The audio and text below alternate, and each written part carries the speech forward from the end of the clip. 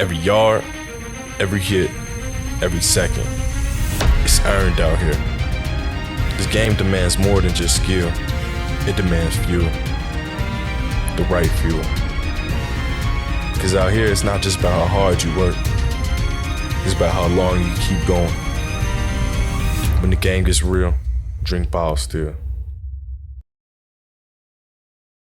Welcome into the OUA semifinal preview. Connor, we have two fantastic games. We're going to start though with the number one team, the Laurier Golden Hawks, coming off of that round one bye, and probably not the opponent they expected to play after Guelph has that shocking upset win over the Western Mustangs.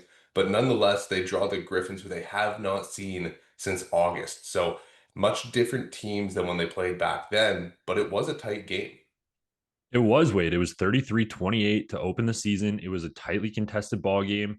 And this was kind of at the point of the year. I know it's the start of the year, but this is the point of the year where we were just kind of like, yeah, Guelph's going to be in the mix this year. Guelph is going to be in the mix this year. And then, they go on and obviously they don't have the season that I think us and a lot of other people expected them to have. But boy, oh boy, are the playoffs a different type of football. And they turn it around. They beat those Western Mustangs. And now they find themselves facing off against the number one team, not only in this province, but in the country.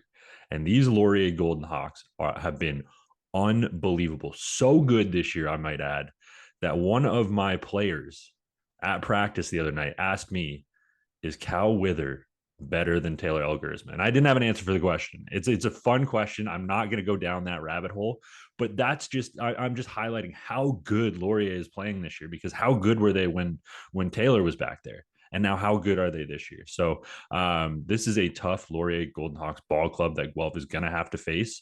They are good in all three phases of the game, and this is going to be a battle. Yeah, Connor. And the biggest thing for me with Guelph is after that emotional high of the Western Mustangs win, how do you kind of recollect yourself and come back to practice, right?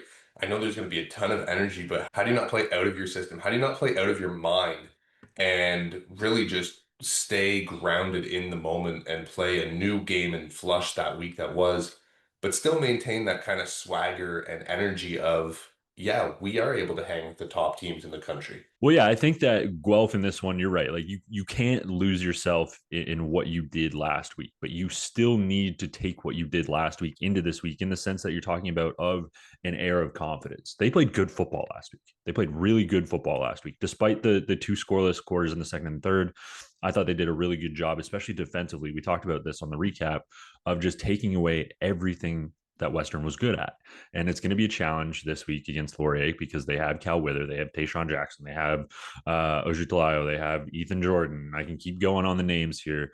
But there's a lot of offensive weapons. But I think if Guelph carries that confidence into this game, plays defense like they know they can play defense, it should be another tight ball game. And it was. Again, I hate to go back to the start of the year because that was so long ago, but again, it was a tight ball game at the start of the year when we thought Guelph was going to be firing. Now Guelph is firing like they thought they would be. So I'm expecting a contest here. And the one thing I will note is in that first game, it felt like Cal Wither was getting settled in the first half of that game. And it's safe to say that Cal Wither is settled in this Laurier Golden Hawks system. Him and Coach Falls and the rest of the offensive staff have found a rhythm that works for them. But Connor, let's not leave out the side of the ball here that Laurier has dominated on over the last couple of years, and that's the defensive side of the ball. They have a lot of veteran playmakers, Gregoricic, La Quintana, Hastings. I can keep going on there like you did for the offense, but these guys know their system. They know how to play, and game to game, week to week, whatever they scheme up in practice, they come out ready to attack and force these guys to play left-handed. I expect this Laurier defense to be very sharp coming off the bye weekend.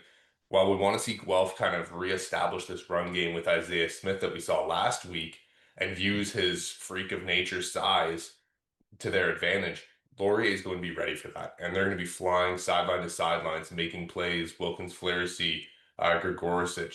They're going to have a big game plan to kind of slow this down. And when Aboud gets the ball and wants to hold the ball on these long dropbacks and prolonged pass plays, that's where Laurier is really going to feast, because they have 10 guys that can really get after the passer and I've already mentioned La Quintana, but he has been the forefront of it as they went into the playoffs last year, and he's continued that this year. Mhm. I expect him to get on a roll again in their first playoff game of 2025. Yeah, absolutely. This Laurier defense, it can get after it, and they have guys up front that can really move the pile, do some damage. And when we're looking at this Guelph team, what do they like to do to allow Aboud to do what he does downfield? They run the darn ball. We hear that saying all the time: run the darn ball. Well, Guelph has done that. They're the number 2 rushing attack in the province this year.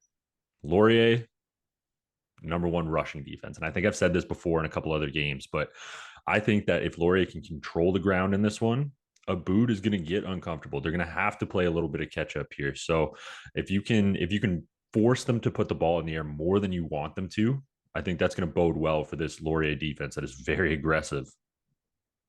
Absolutely. And let's move to the second game, the other semifinal that we've got going on down at the far end of the 401. The Queens Gaels and the Windsor Lancers, who matched up just a couple weeks ago here in Kingston.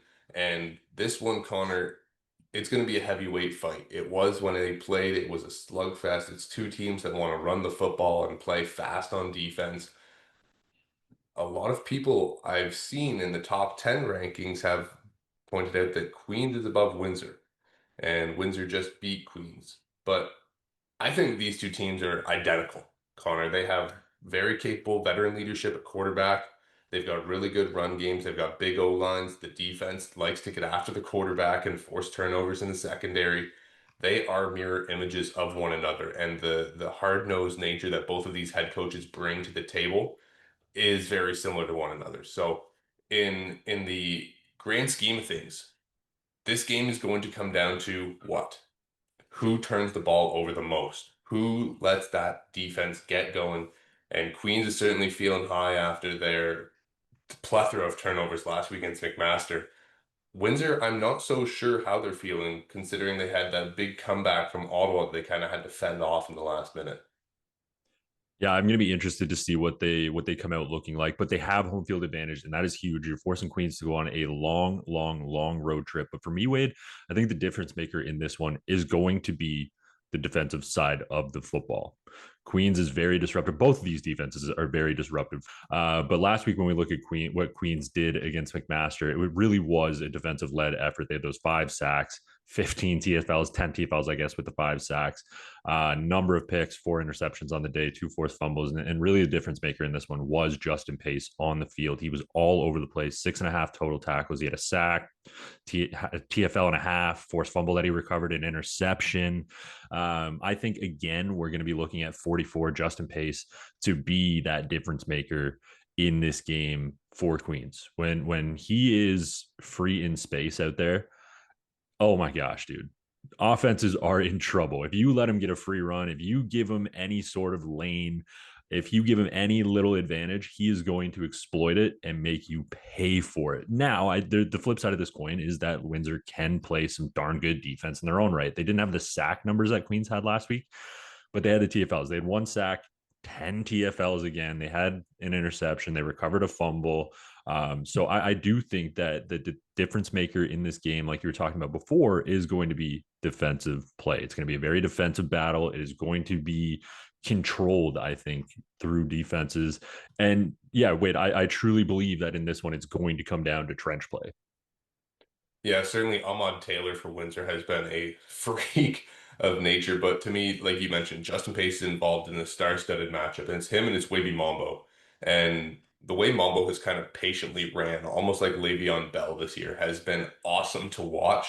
It certainly lets Windsor use that size advantage on their O-line as they just kind of wear teams down. But when you are trying to wear people out in the run game, you want to do so with double teams and kind of get 2 bodies on 1 defensive tackle. And having pace back for Queens is going to pull those doubles off a little more. You have to get guys up to the second level for him.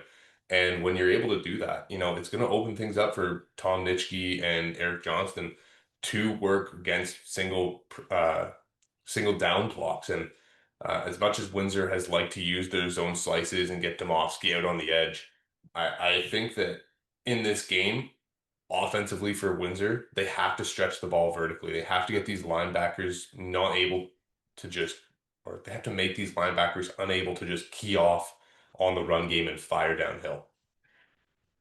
100%. 100%. This is going to be an exciting weekend of football. I think we can wrap it up there because I know we only did just preview 2 games, but it feels like we've been talking for a full 5-game slate already. But it is playoff football here in the OUA. It is semifinal weekend. We are super, super excited for these 2 matchups.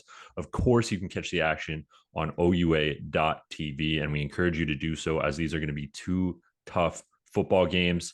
As always, stay hydrated over the weekend. And if you are doing activity where you're going to be dehydrated, you can use BioSteel to get yourself right. Drink BioSteel, the official hydration partner and provider of the OUA. Enjoy the weekend. Enjoy the football. We will see you in the Yates Cup.